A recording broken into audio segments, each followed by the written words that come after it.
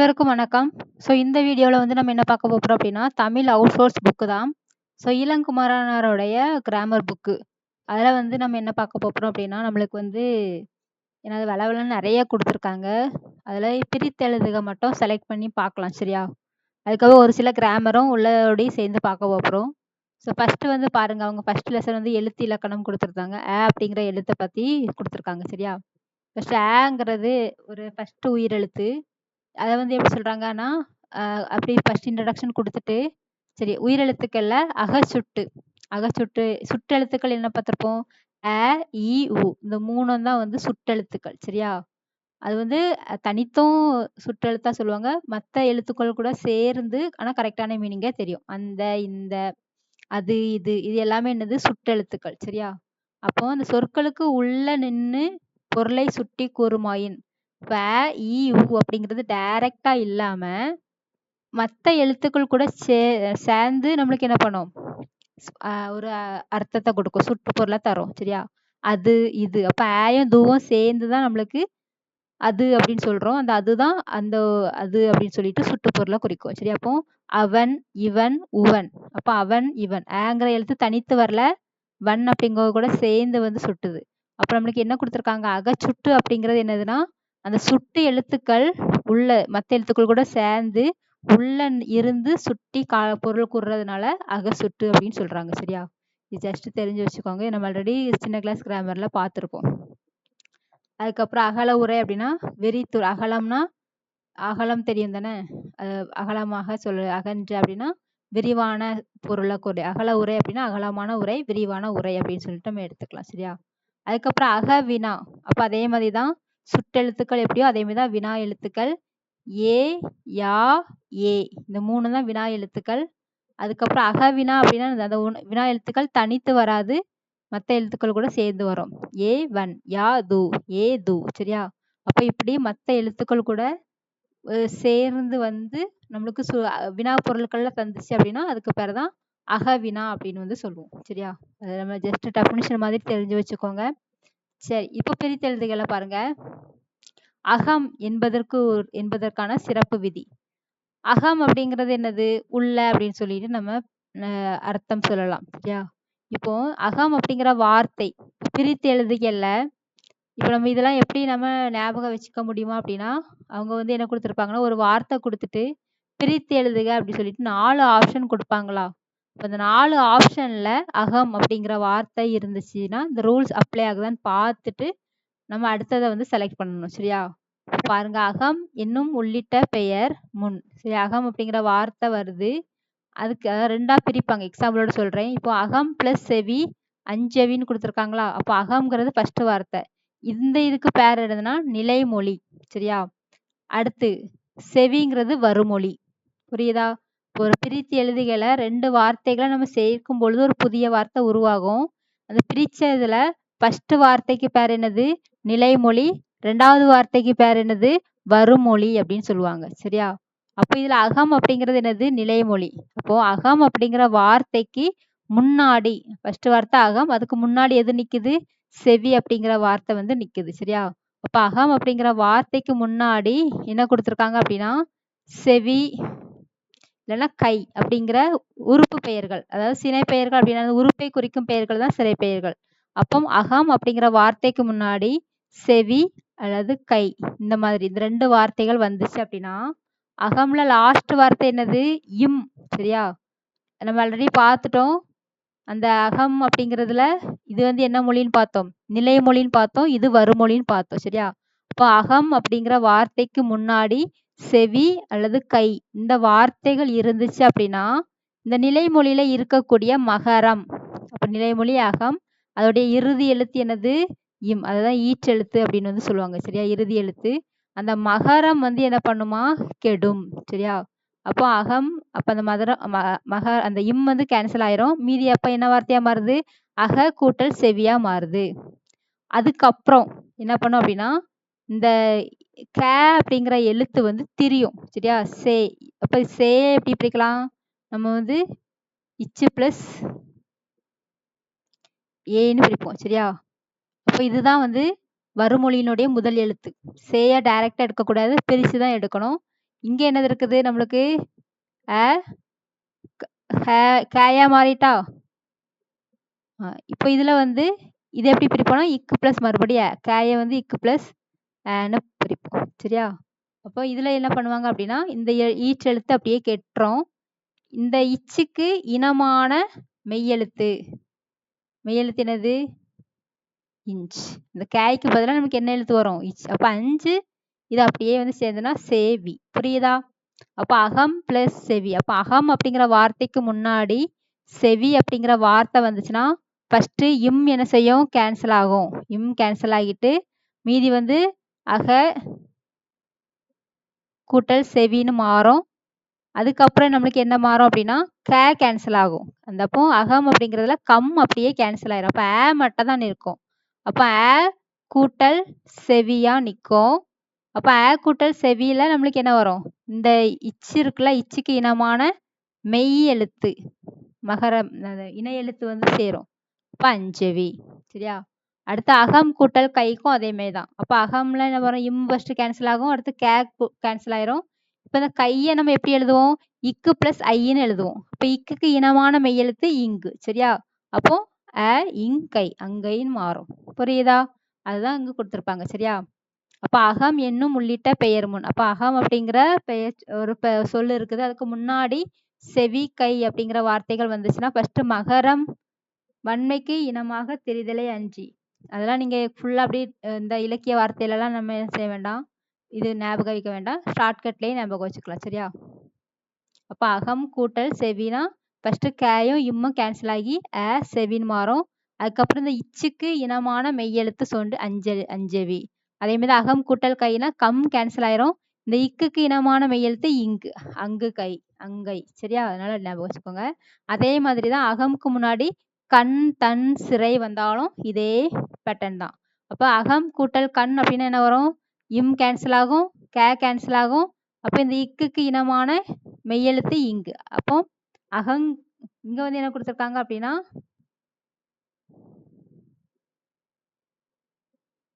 அங்கன் தான் வரணும். ஆனா இங்க வந்து அகங்கன்னு கொடுத்திருக்காங்க.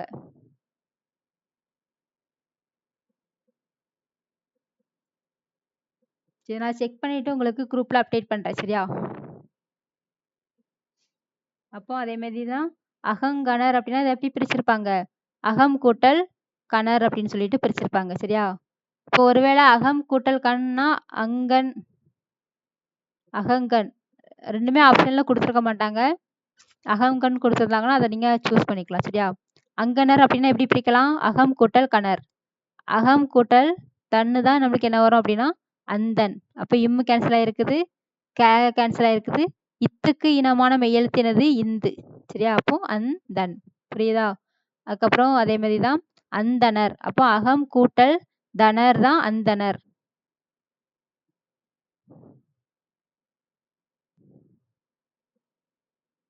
அடுத்து அகம் பிளஸ் சிறை. அப்ப இம்மு கேன்சல் ஆகும். கேன்சல் ஆகும். இச்சுக்கு இனமான மெய்யெழுத்து இஞ்ச். அப்ப அஞ்சிறை. அஞ்சிறை தும்பி. புரியுதா? இவ்வளவுதான். அங்கனர்னா சிவபெருமான் அர்த்தம் கொடுத்திருக்காங்க. அந்தனர்னா அருளாளர்னு சொல்லிட்டு அர்த்தங்கள் கொடுத்திருக்காங்க. இது வந்து அங்கன்னு தான் வரும். ஆனா இதுல அப்படியே நான் பார்த்துட்டு உங்களுக்கு சொல்றேன். சரியா? புரியுதா? அப்போ அகம் முன்னாடி செவி கை கண் தன் சிறை இந்த மாதிரி வார்த்தைகள் வந்துச்சு அப்படின்னா கம் கேன்சல் ஆகும். இன எழுத்து தோன்றி அது என்ன பண்ணும்? நம்மளுக்கு வந்து சேரும். சரியா? அவ்வளவுதான். சரி, அடுத்து அகம் பார்த்தோம். அடுத்து அகன் அப்படிங்கிறது அதோடைய பொருள் என்னது அப்படின்னா அகன்ற அப்படிங்கிற பொருள். சரியா? அகன்ற அது எதுல வரும் அப்படின்னா பெயரச்சத்துல தான் வரும். அகன் மனை அகன் நிலம் அப்படின்னு என்ன வரும்? அகன்ற மனை அகன்ற நிலம். சரியா? அப்ப அகன் அப்படிங்கிறதோடைய மீனிங் வந்து அகன்ற அப்படின்னு சொல்லிட்டு ஞாபகம் வச்சுக்கோங்க. சரியா? அதுக்கப்புறம் இதெல்லாம் வேண்டாம். நீங்க ஒரு நோட்டு போட்டு எழுதுங்க. அப்பதான் நம்ம என்னெல்லாம் படிச்சிருக்கோம் இதெல்லாம் ரிவைஸ் பண்றதுக்கு ஈஸியா இருக்கும். சரி, அதுக்கப்புறம் அது இவ்வளவு நேரம் அகம் பார்த்தோம் அகன் பார்த்தோமா? அடுத்து அது அதுவும் என்னதுதான் ஒரு சுட்டு பெயர் தான். சரியா? அந்த அதுவுக்கு முன்னாடி அன்று அப்படிங்கிற ஒரு அன்றுனா என்னது? எதிர்மறை குறிப்பு வினைமுற்றுதானே. அன்றுங்கிறது எதிர்மறை. அது அன்று அது அதுவன்று அப்படின்னு நம்ம சொல்லுவோம். சரியா? இப்ப அந்த எதிர்மறை பொருள் வந்துச்சு அப்படின்னா அது எப்படி நீளுமா? ஆன்று அப்படின்னு சொல்லிட்டு நீளுமா. சரியா? அதுக்கு எடுத்துக்காட்டு பாருங்க. அது பிளஸ் அன்று அப்படின்னா அதான்று. சரியா? அப்போ அது பிளஸ் அன்று அப்படின்னா அதுவன்று அப்படின்னு சொல்லிட்டு படிச்சிருப்போம். ஆனா இங்க இன்னொரு மீனிங் என்ன கொடுத்துருக்காங்க பாருங்க, அதான்றுன்னு கொடுத்துருக்காங்க. அப்ப இந்த மாதிரி தான் கொஸ்டின்ஸே கேட்குறாங்க. சரியா? அப்போ அது பிளஸ் அன்று அதான்று அப்படின்னு ஞாபகம் வச்சுக்கோங்க. அப்போ இது ஆப்ஷன்ல இருந்தால் நம்ம இதை தான் செலக்ட் பண்ணோம். இது இல்லைன்னா நம்ம அதுவன்றுன்னு சொல்லிட்டு என்ன செஞ்சுக்கலாம், அதை வந்து சூஸ் பண்ணிக்கலாம். சரியா? அப்போ அது கூட்டல் அன்று அப்படின்னா அதான்று. ஏன்னா அன்று அப்படிங்கிற வார்த்தை வந்து எதுவாக மாறும், ஆண்டுன்னு சொல்லிட்டு மாறும். அதுக்கப்புறம் நம்மளுக்கு அந்த உயிர் வரை நுக்குரல் மெய் வீட்டோடும் அந்த மாதிரி புணர்ச்சி விதிகள்லாம் உண்டு. அதை வச்சு அந்த ஊ பெயரும் இத்து பிளஸ் ஆ வந்து என்ன வரும், ஆண்டுன்னு சொல்லிட்டு மாறும். சரியா? அதுக்கப்புறம் இது வேண்டாம், அப்படி விட்டுலாம். அதுக்கப்புறம் இடைச்சொல். அதாவது அம்மை அப்படிங்கிற சொல் வந்து இடைச்சொல். இது ஒரு தடவை கேட்டிருந்தாங்க. சரியா? அதுக்கப்புறம் அப்படிங்கிற லாஸ்ட் இறுதி உணர்த்து பொருட்கள். என்கிற ஒரு இறுதி சொல், ஒரு வார்த்தையினுடைய இறுதி சொல் அம்முன்னு முடிஞ்சிச்சுன்னா அந்த அப்படிங்கிற எதை குறிக்கும் அப்படின்னா வினை முதற் பொருளையும் செய்யப்படும் பொருள் கருவி பொருள் இது எல்லாத்தையுமே குறிக்குது அப்படின்னு சொல்லிட்டு சொல்லியிருக்காங்க. லைட்டா பார்த்து வச்சுக்கோங்க. சரியா? அம்மை அப்படிங்கிறது இடைச்சொல். அதனுடைய பொருள் அப்படிங்கிறது என்னதுன்னா உரையசை பொருள். உரையசை அப்படின்னா இந்த ஒரு பாட்டு எழுதும் போது லாஸ்ட் எழுத்துக்கள்லாம் ஒரே மாதிரி வர்றதுக்காக ஒரு ஓசைக்காக சேர்க்கக்கூடிய எழுத்து தான் அந்த அம்மன்னு சொல்லிட்டு. அது மற்றம்ம, அது வந்து ஒரு ஓசை நயத்துக்காக சேர்க்கக்கூடியது, அதை உரையசைன்னு சொல்லுவாங்க. அடுத்து அம்மை அப்படிங்கிறதுக்கு இன்னொரு அர்த்தம் அப்படிங்கிறது கேளும் அப்படிங்கிற ஏவல். இதை கேளுங்க, நான் சொல்றதை கேளுங்கன்னு சொல்லணும். அப்பயும் அந்த அர்த்தத்தை கொடுக்கும். அப்போ அம்மை வாழி தோழி அப்படின்னா ஒன்று சொல்வேன் கேள். அப்போ இது இந்த இடத்துல அம்மை அப்படிங்கிறது நம்மளுக்கு என்ன வரும் அப்படின்னா கேளுங்கள் அப்படிங்கிற பொருளை வந்து கொடுக்குது. சரியா? அதே மாதிரி அப்படிங்கிற வார்த்தை. சரியா? அதே மாதிரி வந்துச்சு அப்படின்னா அது புணரும் போது எப்படி புணருமா, அந்த மெய் மகர மெய் என்ன பண்ணும், பெயரும். சரியா? இப்போ புளியங்கோடு அப்படின்னா புளியம் பிளஸ் கோடு, புளியம் பிளஸ் கோடு, அதில் இம்மு பெயரும். சரியா? மகர ஈற்று வந்து போயிட்டு அப்போ மீதி என்னது இருக்கும், புளிய கோடுன்னு இருக்குமா. அதுக்கப்புறம் அந்த க ச த ப அந்த வல்லின எழுத்துக்கள் வந்துச்சு அப்படின்னா அதுக்கு இணை எழுத்துக்கள் தோன்றும். அப்போ கேக்கு இனமான எழுத்து என்னது, இங்கு. சரியா? அப்போ புளிய இங்கு கோடு. அடுத்து புளியம் செதில் அப்படின்னா அப்போ அது என்னவா இருந்திருக்கும், புளியம் பிளஸ் செதில். அப்போ இம்மு போயிரும். அடுத்து அந்த இச்சுக்கு இனமான மெய்யெழுத்து இஞ்சு வந்து தோன்றி புளியஞ்செதில். புளியந்தோல்னா புளியம் பிளஸ் தோல். சரியா? இந்த மாதிரி பிரித்தெழுதுக மாதிரி படிச்சு வச்சுக்கோங்க. சரியா? அதுக்கப்புறம் அல்வழி புணர்ச்சின்னு கொடுத்துருக்காங்க.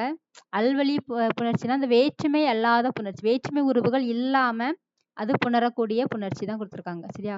இதுல வந்து கொஞ்சம் இலக்கணம் மாதிரி. இப்போ தொகைநிலை தொடர், தொகாநிலை தொடர் அப்படின்னு சொல்லிட்டு நம்ம படிச்சிருப்போம்.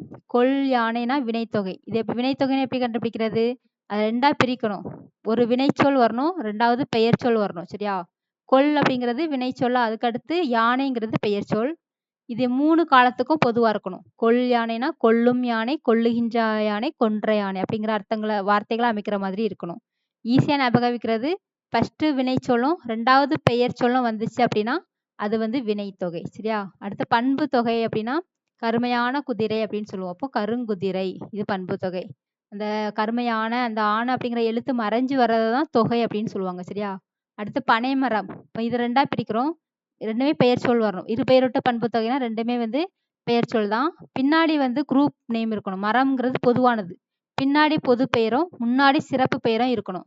அப்போ மரம்ங்கிறது பொது பெயர். அப்போ மரங்கள் நிறைய மரங்கள் இருக்கலாம், அதை ஸ்பெசிஃபிக்கா என்ன மரத்தை சொல்றாங்க, பனை மரத்தை சொல்றாங்க. அப்படி சிறப்பு பெயர் வந்து ஃபர்ஸ்ட்டும் பொது பெயர் வந்து ரெண்டாவதும் வந்துச்சு அப்படின்னா அதுதான் இரு பெயரொட்டு பண்பு தொகை. சரியா?